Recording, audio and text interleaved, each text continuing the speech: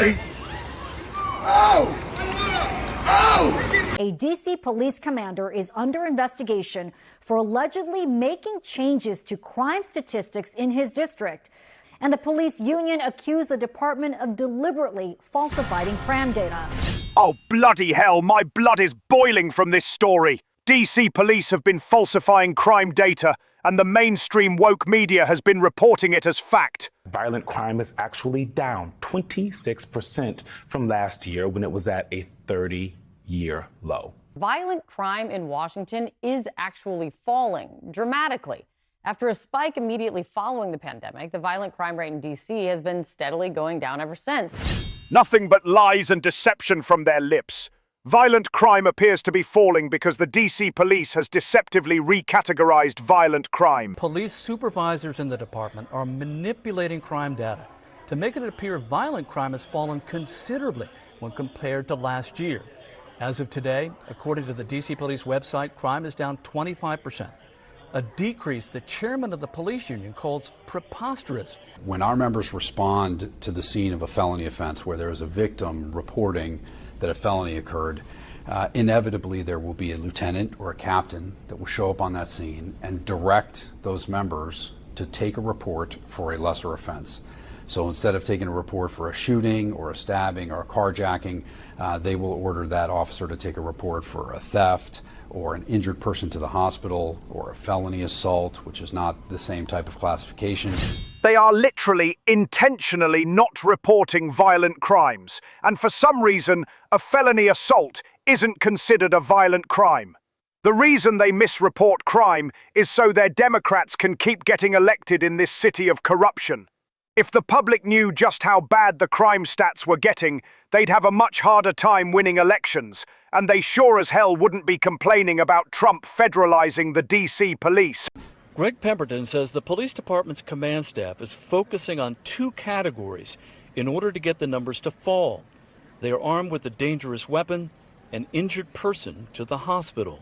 When management officials are directing officers to take reports for felony assault, or if they're going back into police databases and changing offenses to felony assault is not a category of crime that's listed on the department's daily crime stats. It's also not something that's a requirement of the FBI's Uniform Crime Reporting Program.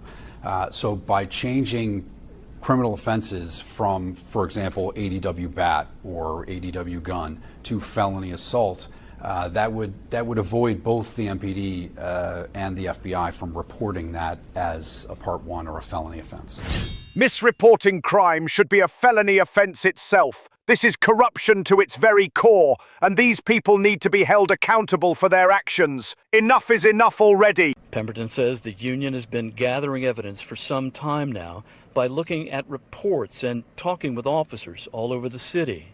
What we've heard through our members and through members of management that are willing to talk with the union is that this is a directive from the command staff, is that they want to make sure that these classifications of these reports are adjusted over time to make sure that the overall crime stats stay down. In other words, the Democrats don't care about reducing crime. They only care about reducing the public's perception of crime. As of last Monday, when we spoke with Pemberton, D.C. crime data shows violent crime was down 28%. Today, the department's website says violent crime is down 25% when compared to the same time last year, and overall crime is down 8%. That's preposterous. There's absolutely no way crime could be down 28%. Last year, they suggested that it went down 34%. And there's more to the story involving Commander Pulliam.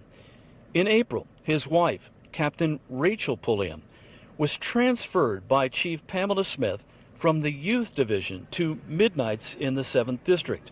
Subsequently, according to 3 sources familiar with the incident and the timing of it all, Executive Assistant Chief Andre Wright ordered Commander Pulliam to pack up his wife's belongings from Youth Division and move them on his own to his wife's new assignment in the 7th District.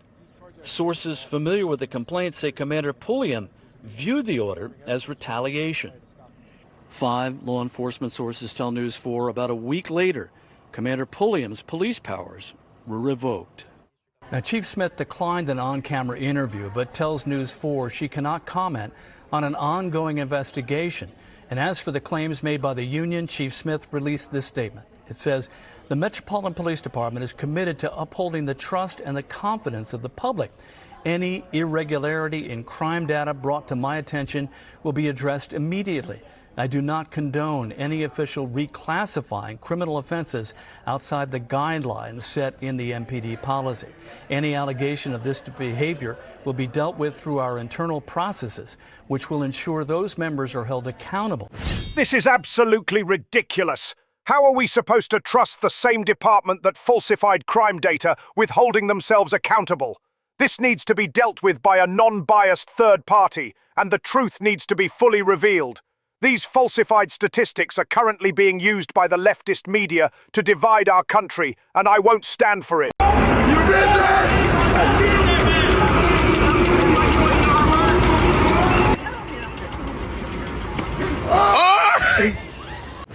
Idiots like this guy were brainwashed by these falsified statistics, and now he's facing a felony charge.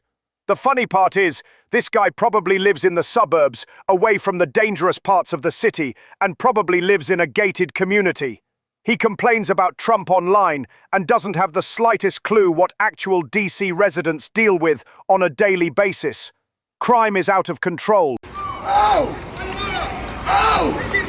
It's fucking gun! It's fucking gun! He thought it was funny. Well, he doesn't think it's funny today because we charged him with a felony, assault on a police officer, and we're going to back the police to the hilt. So there, stick your Subway sandwich somewhere else. Now let's address the DEI hire Chief of Police of DCPD. Pamela skipped the line of several officers who were more qualified and more experienced, and she doesn't even know what chain of command means. What the chain of command is now? What does that mean? This isn't just an embarrassing moment. It's the predictable result of elevating identity politics over merit, a move that leaves public safety and leadership competence taking a back seat to the latest diversity talking points. Is it Pam Bondi speaking to the mayor, speaking to you, or how does this work? So the executive order is clear. The president has requested MPD services, and our home rule charter outlines the process. The president designated Attorney General Bondi as his proxy to request services through me. This is a slap in the face, not just to every non-DEI officer on the force, but to every single DC resident who has to deal with this incompetency. If you enjoyed this video or learned something new, smash that like button and subscribe. And check out this next video.